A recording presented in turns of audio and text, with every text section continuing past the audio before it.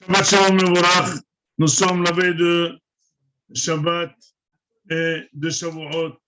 Et B'ezrat Hashem, nous devons savoir que nous sommes devant la plus grande journée de l'année. La plus grande fête à nous, c'est Hav Shavuot, qui vraiment manifeste notre part de Am Israël. Vous savez que la sortie d'Égypte se manifeste seulement à Hag Shavuot.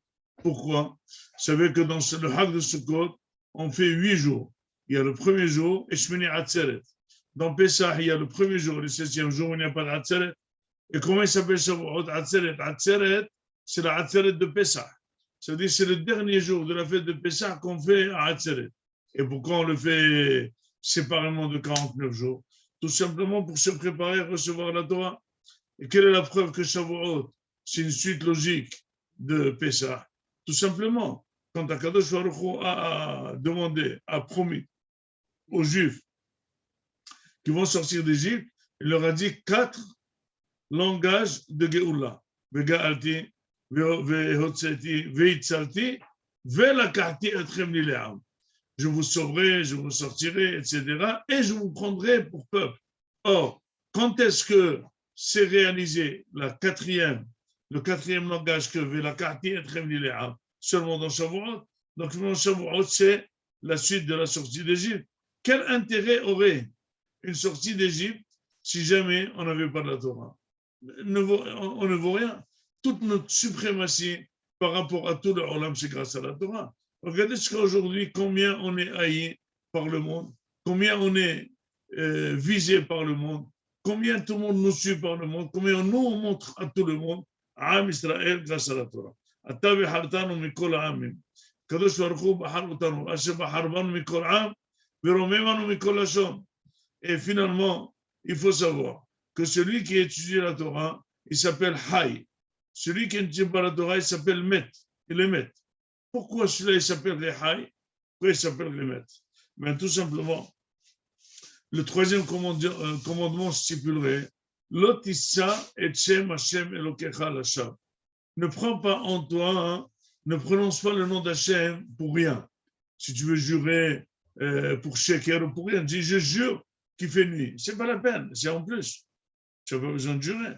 Donc, celui qui prononce le nom d'Hachem en vain, c'est très amour. Mais le Haïm HaKadosh l'explique. Sache que quand je t'ai créé, je t'ai mis une neshama, une partie de moi. Ne la prends pas pour rien. Il faut qu'elle soit utile. Or, quelqu'un qui n'a pas de Torah, il ne cultive pas du tout sa spiritualité. Finalement, il est entièrement animal. Entièrement animal, on n'a pas besoin tellement pour manger et boire d'une neshama. Franchement, on voit bien comment le fromage, la vache, qu'est-ce qu'elle fait? Elle rit. Pourquoi elle rit? Elle dit, vous montrer que les bêtes sont très contents. Ils n'ont pas de neshama, mais ils sont très contents. Mais finalement, nous, on sait très bien qu'ils vont mourir ici, il n'y a rien.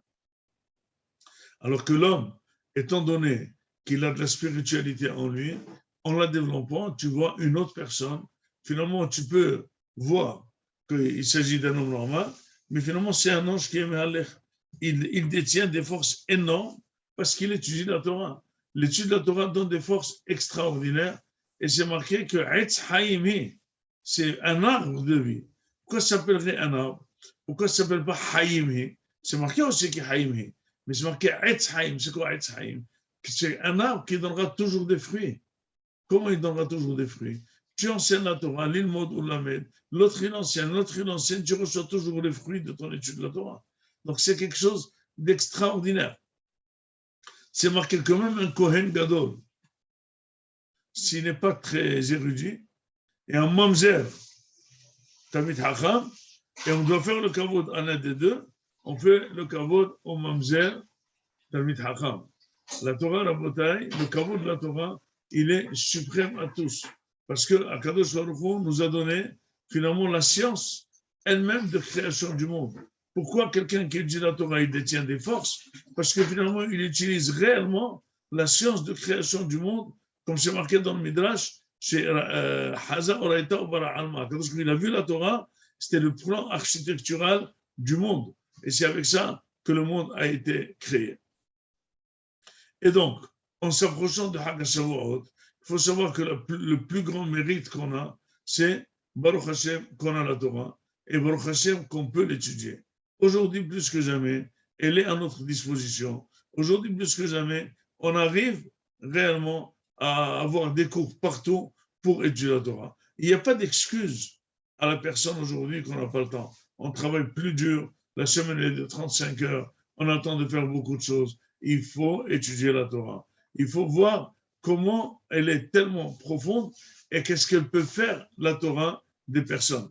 Et sachez que plus la personne étudie la Torah, plus elle se sanctifie et plus elle a envie davantage d'étudier la Torah. Et c'est pour ça que finalement, Kol Gdolei Israël, toute leur force n'est pas ni dans l'argent, ni parce qu'ils sont érudits, ni rien du tout. C'est parce qu'elles ont réellement l'étude de la Torah. Kadosh Baruch Hu, quand il voulait donner la Torah, c'est marqué que Am Israël, la preuve qu'on est vraiment le peuple élu, c'est qu'on est le peuple haï. Un peuple haï. Mais Sinaï, Yarda Sina la Olam. Pourquoi on est pas haï? À qui on a haï? Quel est l'élève qui est haï dans une classe? Le meilleur ou le moins bon? Rien que le meilleur. Pourquoi? Parce que les gens n'aiment pas les meilleurs. Tout le monde nous haït parce qu'on n'est pas les meilleurs. Et maintenant, Rabotai, sachez que c'est marqué dans la Mishnah que Amar Rabbi Yossi ben Kisma, Pa'am Ahat, Haïti me'alech b'derech. Une fois, j'étais dans la rue. Paga' bi Adam Ehad. Natan li shalom, ehzarti lo shalom. Il y avait un monsieur qui m'a salué, je lui ai rendu. Demande-le à Al-Sheikh HaKadosh, mais pourquoi toi tu ne l'as pas salué en premier lieu? Il dit, ben, tout simplement, le Yossi ben Kisma, il était sur la route. Il était tout seul, non accompagné. Donc, il était en danger. Donc, il lisait de la Torah pour se protéger. Or là, il n'a pas pris la peine de s'arrêter pour dire bonjour à quelqu'un. Une fois que l'autre lui a dit bonjour, il était obligé de lui rendre le bonjour. Il lui a dit, Rabbi, mais Ezir Ata, Rabbi, de quelle ville tu es? Il a dit, moi, je suis d'une ville de tous, c'est tous des rabbanim. C'est tous des dayanim. On ne comprend pas ni la question ni la réponse. D'abord, c'est impoli de demander à quelqu'un de quelle ville, c'est le premier approche. On rentre un petit peu avec lui en discussion, ça va, ou qu'est-ce que vous faites, où vous allez, vous voulez un café. Ils sont sur, d'où tu viens? Dis-moi. C'est pas logique. Et si c'est le cas, pourquoi il lui répond, il ne donne pas le nom de la ville? Je suis de Paris. Je suis de Sarcelles. Il dit non, je suis d'une ville de rabbin. Quelle était la question qui peut engendrer cette réponse? La personne qui se mettait en gaon. Pourquoi il ne l'a pas répondu directement? Disent les Mefarshim finalement, ce monsieur, il a l'air, d'après la Mishnah, un multimillionnaire. Un multimillionnaire qui est sur la route, il doit y avoir la Mercedes, les motards, les gardes de corps, énormément de monde. Finalement, ce monsieur, il était frappé par Rabbi Yossi ben Kisma. Comment ça se fait qu'il voit devant lui quelque chose de féerique, une voiture féerique, énormément de gardes de corps, une personnalité, et finalement, il ne s'impressionne pas du tout. Dis-moi, ça va, tu n'es pas en fer. Mais regarde, on voit ce qui se passe. Il est venu, il a dit, mais dis-moi, toi tu es arabe? Il dit, oui. Il dit, mais d'où tu viens? Il dit, c'est quoi la question d'où tu viens? Il a dit, mais comment ça se fait que tu te promènes tout seul? Où est votre Mercedes, votre garde du corps, votre compagne? C'est quoi ça? Alors il lui a dit, moi, hein, je suis d'une ville où c'est tous des rabbanim. Quand il y a un rave dans une ville, on peut se permettre une Mercedes. On ne va pas mettre à Mnebrak tous des Mercedes, c'est tous des rabbanim. C'est tous dégradés, rav, dayan, rav. Il a dit, c'est comme ça, Rebbe. Ou là, tu viens habiter avec moi, hein, avec nous chez nous. Et je te donnerai des millions de dollars et des diamants. C'est quelqu'un qui est vraiment fou, même s'il a énormément d'argent. Est-ce qu'on engagerait quelqu'un avec des millions d'argent, sans le connaître, sans voir son niveau, sans qu'il présente son diplôme? Rien du tout. C'est un sens. Ça va plutôt d'un brûlé. Alors peut-être qu'il voulait lui montrer qu'il était très très riche. Peut-être qu'il voulait l'impressionner. Peut-être qu'il voulait le tester. On ne comprend pas quel est son but de lui demander. Deuxièmement, qu'est-ce qu'il lui dit? Est-ce que tu veux venir habiter chez nous? C'est tout ce qu'il voulait. Il ne voulait pas un rave. Il voulait un déguisement d'un rave qu'il habite chez eux. Mais est-ce qu'il voulait qu'il devienne rave? Il lui dit non. Il dit la gour imano. Vous allez habiter chez nous. Bim komenu. Elle lui a dit, mais si tu me donnes tout l'argent et l'or du monde, je n'habiterai que dans un endroit de Bnei Torah. Pourquoi? Les Mefarshim disent que Rabbi Shimon Kisma lui a dit, je suis un très grand rave, mais je dois ma qualité et ma force de la Torah grâce à ma ville. C'est une ville entièrement de Rabbanim. Mais imagine-toi que je vais dans ton village où il n'y a que Tataïa, que les choses, je risque de baisser de niveau. Et moi, je ne veux pas, à cause de l'argent, baisser dans la Torah. Il dit pourquoi? Qu'est-ce qui t'a dit que la Torah est plus importante de millions que je te propose? Il a dit David Melech Israël. C'était un millionnaire ou c'était pas un millionnaire? Il a dit multimillionnaire. Il dit qu'est-ce qu'il a dit? Il a dit Tov li, Torah tficha, me alfe zahav kasef.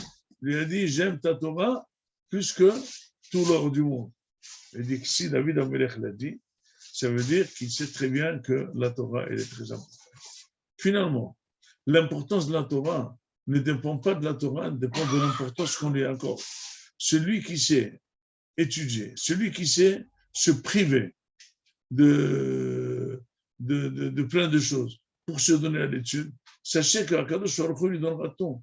C'est pour ça qu'il termine la Mishnah, il dit Li ha-kesef, veli ha-zahav amar Hashem tzevakot. Il a dit qui c'est qui donne l'argent et celui qui donne l'or, c'est Akadosh Baruch Hu. Donc on voit des gens bêtes, très riches, et des gens super intelligents, sans mazal, et n'ont même pas de quoi manger. Et oui, c'est vrai, ça existe. Donc finalement, la Torah a une valeur extraordinaire. Elle a une force terrible. Quelle est sa force? Sa force de nous faire vivre. Comment elle nous fait vivre? Parce que quand quelqu'un respecte la Torah, il a de très bonnes mitzvot. Il a le bitachon. Il est calme. Il est serein. Il respecte Akadosh Baruch Hu. Il tient à Akadosh Baruch Hu. Il est toute sa vie saméach. Quelqu'un qui court pour avoir de l'argent. Quelqu'un qui passe son temps dans tout l'état à de ce haut-là. Eh bien, il casse sa vie, il ne profite ni dans ce monde, ni dans l'autre monde. Va manger, va en vacances, va gagner de l'argent, va, etc., etc. Mais finalement, qu'est-ce que tu fais? Tu fais profiter ton corps à 100% et ta neshama, tu la tues à 100%. Quand tu vas mourir, comme une vache va mourir, toi aussi tu vas mourir. Tu n'as rien de spirituel. Tu n'as rien fait pendant 80 ans, 120 ans durant. Tu n'as rien fait pour ta neshama. Or, la neshama, elle est dans notre corps. A planté notre vie future de Olam Haba en nous. À nous de se servir de la plante, à nous de l'arroser, à nous d'enlever les mauvaises herbes, à nous de s'en occuper. Comme ça, elle grandit et avec ça, on prépare notre au-delà. Tout notre Olam Haba dépend de ça. C'est tellement beau de voir les tzaddikim à la fin de leur vie comme un ange et après sa vie, c'est vraiment un ange. À nous, Rabotai, de savoir que c'est sine qua non. Le Mashiach, il va venir et il va choisir les gens qui étudient la Torah. Si tu ne sais pas la Torah, on te donne un coup de pied. Donc chacun, faire la veillée comme il faut et prier comme il faut. Le plus important, c'est se chercher un milieu attractif d'étude de la Torah, où il y a de bons shiurim, où il y a de bonnes choses pour pouvoir progresser dans la Torah. Et quand vous goûterez réellement au vrai goût, vous ferez comme dit l'autre, faites comme moi. Vous verrez que finalement, toutes les autres envies s'annulent devant cette envie d'étudier la Torah. Et à la fin, je souhaite à vous tous, à tous ceux qui nous soutiennent régulièrement, tous les ans et toute l'année, בעזרת השם חג שמח ושבועות שמח ויהי רצון רבותיי שנזכה לאור התורה יאיר את חיינו אמן ואמן שבת שלום ומבורך וחג שמח